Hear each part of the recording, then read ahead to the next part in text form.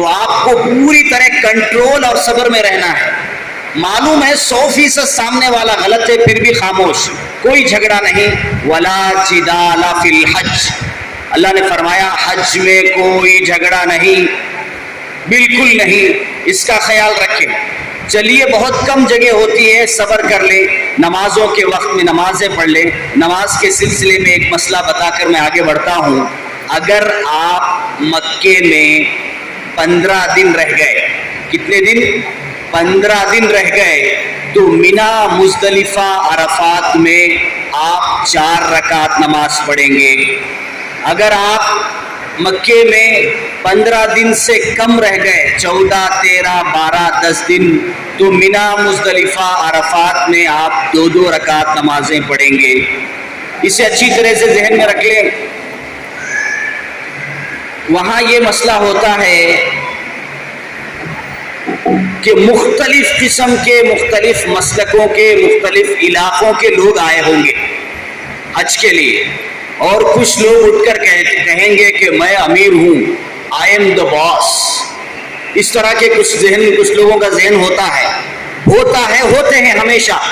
I am دا باس کر کے اٹھ کو کھڑے ہو جاتے ہیں، سب میرے پیچھے چلو، جو میں بول رہا ہوں وہ کرو.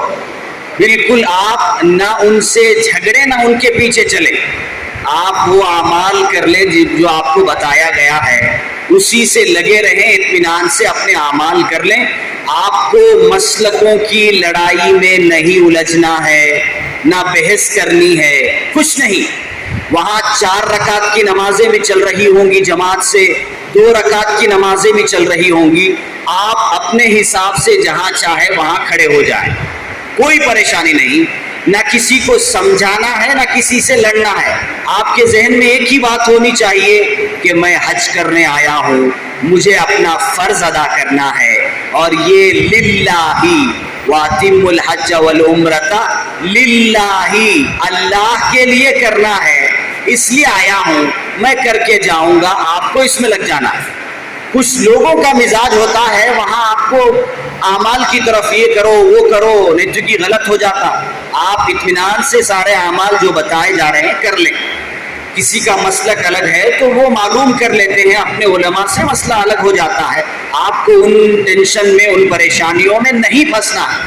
چلیے کھانے کے وقت کھانا مل جاتا ہے، وہاں پر لا کر دے دیا جاتا ہے. مختصر کھانا ہوتا ہے، مختصر ہی کھائیں. بلڈنگ سے نکلنے سے پہلے کچھ سوکھی چیزیں کھانے کی، وہ کھجور، اس طرح کے کچھ چیزیں، بسکٹ، وہ سب رکھ لیں اپنے پاس. تھوڑا تھوڑا خود بھی کھائیں اور اپنے اطراف کے لوگوں کو بھی کھلائیں. 1-2 آدمی کو، سب کو ضرورت نہیں ہے، اپنے لیے بھی بچا کر رکھیں، دوسروں کو بھی تھوڑا کھلائیں. لیکن پیٹ بھر بھر کر نہ کھائیں. وہاں پر استنجا خانے کے باہر لڑائیاں رہتی ہیں، حاجی صاحب آدھا گھنٹہ ہوگا، جا کو نکلو جی باہر، یہ وہ غلاٹیں کر لگ رہتی. تو زیادہ کھا لیں گے پریشانی ہوگی. ہلکا رکھیں اپنے آپ کو، خصوصاً حج کے 5 دنوں میں. باقی سب عزیزیہ میں رہیں گے تب وہاں پیٹ بھر کے کھائیں. حج کے 5 دنوں میں اپنے آپ کو ہلکا رکھیں، پریشانی نہیں ہوگی حج میں. چلیے کھانا کھا لیے آپ نے، وقت پر نماز پڑھ لیا. 8 ذی الحجہ کی صبح ہو گئی، فجر کی نماز ہو گیا، آپ کا ناشتہ ہو گیا.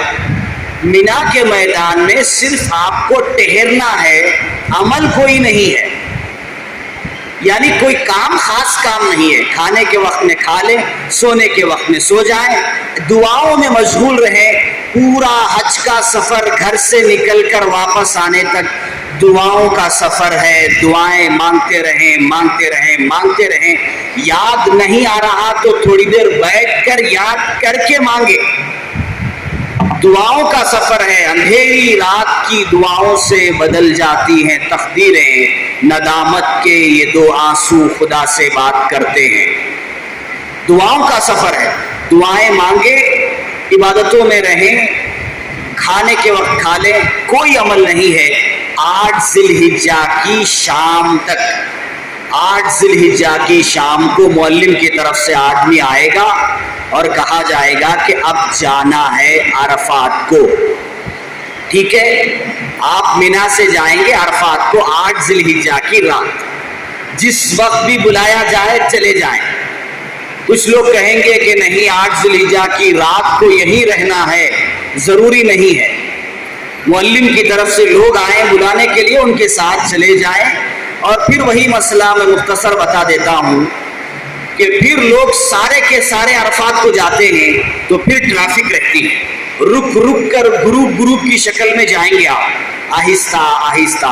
इसलिए बड़ी उम्र के लोग अपने साथ फोल्डेबल चेयर प्लास्टिक का हल्के वाला रख लें या मोटा चादर रख लें, वो बिछाकर उसमें बैठ जाएं। काफिला थोड़ी दूर गया तो वहाँ जाकर वहाँ बैठ जाएं, और थोड़ी दूर गया तो वहाँ जाकर वहाँ बैठ जाएं। बड़ी उम्र के लोगों को परेशानी होगी, वहाँ भी आपको सब्र से रहना है। घिसटते हुए किसी न किसी तरह आप पहुंच जाएंगे अरफात के मैदान में। अरफात में भी उसी तरह टेंट होंगे, उतने अच्छे टेंट नहीं होते अरफात में जिस तरह मिना में होते हैं। मिना में चूंकि 3-4 दिन रहना है इसलिए अच्छे टेंट होते हैं, अरफात में 1 दिन रहना है, ठीक ठाक टेंट होते हैं, नाली नहीं होती वहाँ पर, एयर कूलर रहते हैं। आप वहाँ रात को जाएं, खाना वहाँ भी दिया जाएगा, खाना खा लें, इशा की नमाज पढ़ लें। मच्छर नहीं मार सकते, वहाँ पर मच्छर होते हैं कभी कभार, दवा इस्तेमाल कर सकते हैं, मच्छर बत्ती इस्तेमाल कर सकते हैं, लेकिन टेंट का ख्याल करके रखें, कहीं ऐसा ना हो कि आपने टेंट को लगा कर रख दिया और पूरा टेंट में आग लग गई। तो खैर चलिए, आप सो गए, 8 ज़िलहिज्जा की रात को अरफात के मैदान में आपने आराम कर लिया। और अरफात के मैदान में ठहरना फर्ज है, किसी भी उज़ुर से, चाहे कितना ही सख्त उज़ुर हो। हज में अगर आप अरफात के मैदान में नहीं ठहरे तो आपका हज नहीं होगा, आइंदा साल जाना पड़ेगा। ना किसी दम से होगा, ना किसी जानवर से होगा, किसी भी जरिए से नहीं होगा। अरफात के मैदान में ठहरना ही है हज के लिए, फर्ज है, रुकन है। चलिए, दूसरा दिन हुआ, फजर की नमाज, तहज्जुद की नमाज आप पढ़ ली। एक बात मैं बता देता हूँ, वहाँ पर नीम के दरख्त हैं। अचानक लोगों को ख्याल आता है कि चलिए तोड़कर मिसवाक करते हैं, सुन्नत का ख्याल आ जाता है, तो बिल्कुल जायज़ नहीं है।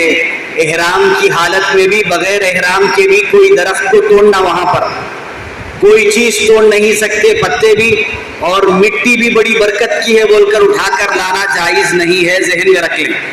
तो खैर, अरफात का 9 ज़िलहिज्जा का पूरा दिन आपने गुजारा, वहाँ भी खाने के वक्त में खाना मिल जाएगा, और आप वहाँ भी इबादतों में, नमाजों में लगे रहें, नेकियों में, नेक कामों में लगे रहें। उठकर बेकार में टेंटों के अतराफ, रास्तों में इधर उधर चक्कर ना लगाएं। एक मर्तबा किसी ज़रूरत से जाकर आ गए, ठीक है, इन चक्करों में ना रहें, अपने इबादतों में रहें। कीमती वक्त 9 ज़िलहिज्जा को असर से लेकर मगरिब का है। असर से लेकर मगरिब को अपने टेंटों से बाहर आकर साइड में कहीं खड़े होकर दुआ करना है। खुसूसन अगर मियाँ बीवी साथ में हैं तो उनके लिए ज़्यादा फजीलत की चीज़ है, दोनों करीब खड़े होकर दुआएं मांगे। हज़रत आदम व हव्वा अलैहिमुस्सलाम दोनों आकर वहाँ मिले थे और उन दोनों ने वहाँ दुआएं मांगी थी। ज़्यादा अल्लाह ताला मोहब्बत दिल में पैदा कर देते हैं, खुसूसन मियाँ बीवी, और कोई अकेले हैं तो उनके लिए भी नहीं है का मतलब नहीं, बड़ा कीमती वक्त है। अरफात का दिन ऐसा दिन है, आका ने फरमाया शब-ए क़दर से ज़्यादा कीमती है। शब-ए क़दर से ज़्यादा अल्लाह ताला मग़फ़िरत करते हैं। शैतान रोता हुआ उस दिन जाता है, सर पर मिट्टी डालता हुआ कि मैंने इनको इतनी मुश्किलों से गुनाहों में डाला था, आज सबकी मग़फ़िरत हो रही है। तो खुसूसन वो वक्त दुआओं में खड़े होकर कुछ देर खड़ जाएंगे तो कोई ज़्यादा परेशानी नहीं होगी। लेकिन पहुँचते पहुँचते 1-2 बज जाते हैं, कभी कभार 10, 11, 12 में पहुँच जाते हैं, फिर भी आप नमाज नहीं पढ़ेंगे, ना मगरिब की ना इशा की। किसी तरह आप मुज़दलिफ़ा पहुँच गए, पहुँचते ही लोग सामने ही बेहिसाब लोग बैठे रहेंगे, सोते रहेंगे। आपको परेशान नहीं होना है, लोग अर्जेंट में सामने ही बिस्तर डाल लेते हैं। आप आहिस्ता आहिस्ता किसी न किसी तरह करके अंदर चले जाएं। मुज़दलिफ़ा का मैदान है, अंदर खूब जगह होती है, जितना हो सके उतना अंदर जाएं, जाकर अपना बिस्तर डालकर अपनी चीज़ें वहाँ पर रख दें। हो गया, आप पहुँच गए मुज़दलिफ़ा को। अब क्या करना है भाई? नमाज पढ़ना है, मगरिब की और इशा की। وضو کریں. خواتین کے لیے بھی انتظام ہے الگ الگ. اپنی خواتین سے کہہ دیں کہ وضو کر کے یہاں آ کر مل لیں, ہم مل جائیں گے. چلیے اب جماعت الگ الگ بنا لیں, خواتین کے لیے الگ, مرد حضرات کے لیے الگ. میں چلیے اچھی بات ہے, یاد آ گئی بات. اچھی طرح سے ذہن میں رکھ لیں, مکے میں مدینے میں ایک مستقل الگ علاقہ ہے اور ساری مساجد میں الگ علاقہ ہوتا ہے خواتین کے نماز کے لیے. لیکن مکے میں بھی ایک جگہ ہے, وہاں کوئی بریکٹ ڈال کر نہیں ہے, بس ایک جگہ ہے. اس وجہ سے بہت ساری خواتین درمیان میں صف میں بھی آ کر کھڑی ہو جاتی ہیں مردوں کے بیچ میں. ان کو کوئی نقصان نہیں ہوتا, نہیں کھڑنا چاہیے. لیکن ایک خاتون اگر کسی صف میں کھڑی ہو گئی تو ان کے سیدھے طرف کا ایک آدمی, دائیں طرف کا ایک آدمی اور پیچھے کی طرف کا ایک آدمی, ان تینوں کی نمازیں نہیں ہوتی.